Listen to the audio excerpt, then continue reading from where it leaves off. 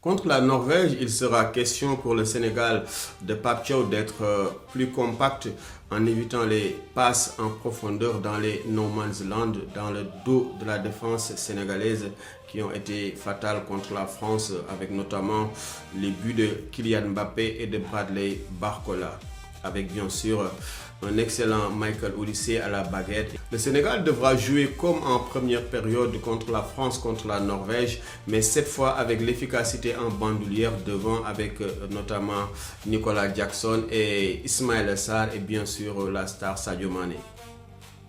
Pourtant, au-delà de l'émotion qu'a suscité le manque d'efficacité de l'attaque des Lions, Ismaïla Sarr et Nicolas Jackson pourtant ont tiré leur épingle du jeu et vraiment ont fait un bon match si l'on s'en tient à la première période.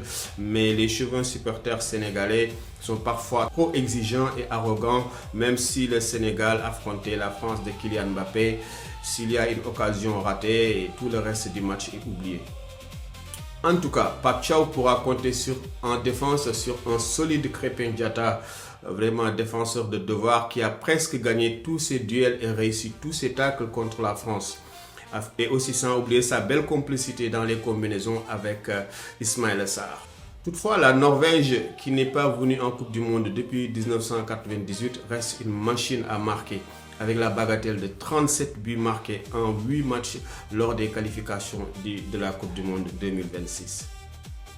En effet, le point fort de la Norvège réside sur son 4-4-2 avec une articulation technico-tactique entre la jeunesse, voire la puissance de l'attaquant de Manchester City, Erling Haaland, doublé de l'expérience de Alexander Sørloth de l'Atlético Madrid, ainsi que l'inspiration du Mozart d'Arsenal, Martin Odegaard.